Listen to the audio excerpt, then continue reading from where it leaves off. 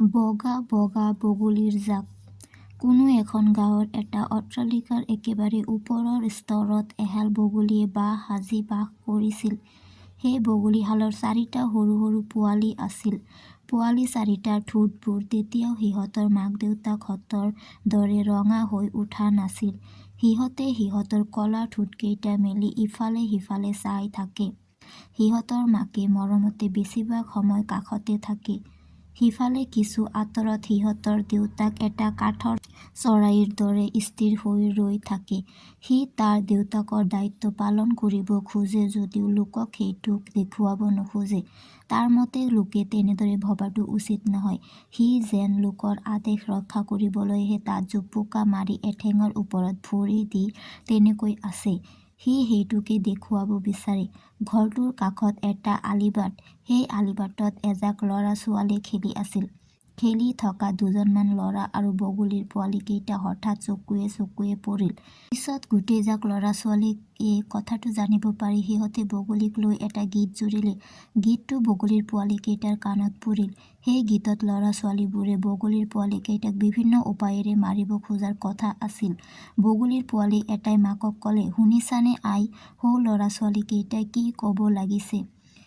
মাকে তাইৰ পোৱালিকেইটাক সেইবোৰ গুৰুত্ব নিদিবলৈ ক'লে। লগতে আৰু ক'লে, "সিহঁত পাগলৰ দৰে যিকোনো বলকিব, কিন্তু সিহঁতে তহঁতৰ নোম এডালো লৰাব নোৱাৰে।"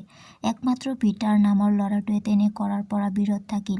সি তাৰ লগৰীয়াহঁতকো তেনে কৰাৰ পৰা বিৰত ৰাখিছিল।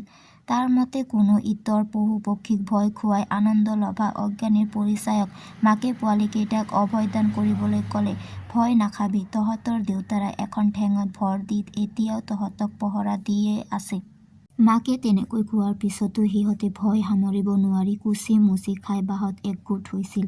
দ্বিতীয় দিনা ল'ৰা-ছোৱালীহঁতে খেলিবলৈ আহি আকৌ আগৰ দৰে গালে, "প্ৰথমটোক ধৰি আমি আনি ফাঁচি দিম, দ্বিতীয়টোক মৰিয়াই মৰিয়াই মাৰিম।" এইবাৰ দুগুণ ভয়াৰ্ত হৈ পোৱালিকেইটাই মাকক সুধিলে, "সঁচাকৈ মা, সিহঁতে আমাক মৰিয়াই মৰিয়াই মাৰি পেলাব নেকি?" মাকে ক'লে, "সেইবোৰ কথালৈ গুৰুত্ব নিদি তহঁতে উৰিবলৈ শিকিব লাগিব। মই তহঁতক উৰিবলৈ শিকাই দিম।" পোৱালিকেইটাই মাকৰ ফালে বৰ মনোযোগেৰে চালে। মাকে ক'লে, "আমি উৰিব পৰা হ'লে খাদ্য বিচাৰি যাম। খাল-ডোঙত থকা ভেকুলীবোৰ আমাক দেখি পলাব। আমি সিহঁতক ধৰি ধৰি খাম। তাৰ পিছত আমি কি কৰিম মা?" এইবাৰ অন্য এটা পোৱালীয়ে সুধিলে। মাকে ক'লে, "শৰৎকাল অহাৰ আগে আগে আমি সমস্ত বগলী একগোট হ'ম। শৰৎকালত আমাৰ উৰাৰ প্ৰশিক্ষণ হ'ব। সিয়ে ভালকৈ উৰিব নোৱাৰে তাক খুটি খুটি মাৰি পেলাব। গতিকে সেই প্ৰশিক্ষণত তহঁতে বৰ মনোযোগ দিব লাগিব।" সেই সময়তো দুষ্ট ল'ৰা-ছোৱালীবোৰে সেই গীত গাই আছিল। এটা বগলীৰ পোৱালীয়ে মাকক ক'লে, "চোৱাচোন মা, সিহঁতে এতিয়াও আমাক মাৰিম মাৰিম বুলি কৈ আছে।" মাকে ক'লে, "তহঁতক সেইবোৰ কথালৈ কাণ নিদিবলৈ কৈছো নহয়। কাণ নিদিবা, মোৰ কথাবোৰ মন দি শুন। লাহে লাহে আমি পৰ্বত-পাহাৰ লংঘি বহুত ওপৰেৰে উৰি যাম। আকাশৰ ওপৰত থকা ঘৰবোৰ আৰু তাত থকা বোকাময় নৈবোৰত য'ত আমি আগতে ভেকুলী ধৰি খাইছিলো, তাত আমি ভেকুলী ধৰি খাম।" তাত কেৱল খোৱা আৰু খোৱাৰে পিছতো মাকজনীয়ে পোৱালীকেইটাক উৎসাহিত কৰিবলৈ আৰু নতুন নতুন কথা ক'লে। কিছুদিনৰ পিছত যেতিয়া পোৱালীকেইটা ডাঙৰ হ'ল, তেতিয়া সিহঁতৰ দেউতাকে সাপ, বেং আদি প্ৰিয় খাদ্যবোৰ আনি সিহঁতক খুৱায়। সিহঁতক কিদৰে উৰিব লাগে, কিদৰে ইফালে সিফালে ডিঙিটো ঘূৰাব লাগে, কিদৰে এখন ঠেঙৰ ওপৰত ভৰি দি থিয় হৈ থাকিব পাৰি ইত্যাদি অনেক কথা শিকাই দিয়াৰ লগতে ভাল ভাল সাধু কথা কয়। সময় যোৱাৰ লগে লগে সিহঁত উৰিব পৰা জোখত ডাঙৰ হৈছিল। সিহঁতৰ মাকে সিহঁতক কিদৰে উৰিব তাকে কৈ থাকোতে এটা ভয়াতুৰ পোৱালীয়ে উৰাৰ আশা বাদ দি পুনৰ বাহলৈ ফিৰি যাওঁতে মাকে তাক ল'ৰাবোৰৰ ভয় দেখুৱায়। তাই ল'ৰাবোৰক মাতিব খোজে। পোৱালীটোই নামাতিবলৈ অনুৰোধ কৰে। ৩ দিনৰ দিনা সিহঁতে মাক-দেউতাকৰ যত্নত অলপ অলপকৈ উৰিবলৈ আৰম্ভ কৰে। সিহঁতে ডেউকাক কোবাবলৈ এৰি দিলে তললৈ আহে আৰু ডেউকা কোবালে ওপৰলৈ যায়। এনেতে আলিবাটত সেই ল'ৰাজাকে পুনৰ আগৰ গীতটো আৰম্ভ কৰে। তেতিয়া বগলীৰ পোৱালি এটাই মাকক ক'লে, "আই, সিহঁতে আমাক আকৌ জোকাইছে। নহ'লে মা, তললৈ নামি গৈ চকুবোৰ খুটিয়াই পেলাওঁগৈ নেকি?" মাকে পোৱালীটোক তেনে নকৰিবলৈ ক'লে আৰু তাইৰ মতে উৰিবলৈ উপদেশ দিলে। মাকৰ কথা শেষ হওঁতে অন্য এটা পোৱালীয়ে ক'লে, "তেতিয়াহ'লে আমি সেই নিষ্ঠুৰ ল'ৰা-ছোৱালীকেইটাৰ ওপৰত প্ৰতিশোধ ল'ব লাগে নেকি?" মাকে ক'লে, সিহঁতক যিমান পাৰে সিমান চিঞৰিবলৈ দিয়া। আমি সেই সুযোগতে উৰি উৰি গৈ পিৰামিডৰ দেশ পামগৈ। চিঞৰি থকা এই ল'ৰা ছোৱালীবোৰ ইয়াতে ৰৈ যাব। সিহঁতে জাৰত কঁপি থাকিব, খাবলৈ এটা আপেলো নাপাব। পোৱালীকেইটাই উৰাৰ মাজতে ফুচফুচাই ক'লে, এদিন নহয় এদিন প্ৰতিশোধ লৈহে এৰিম। জোকাই থকা ল'ৰা ছোৱালীবোৰৰ বয়স বহুত কম আছিল যদিও বগলীৰ পোৱালীকেইটাই সিহঁতক বহুত বয়সীয়াল যেন জ্ঞান কৰিছিল।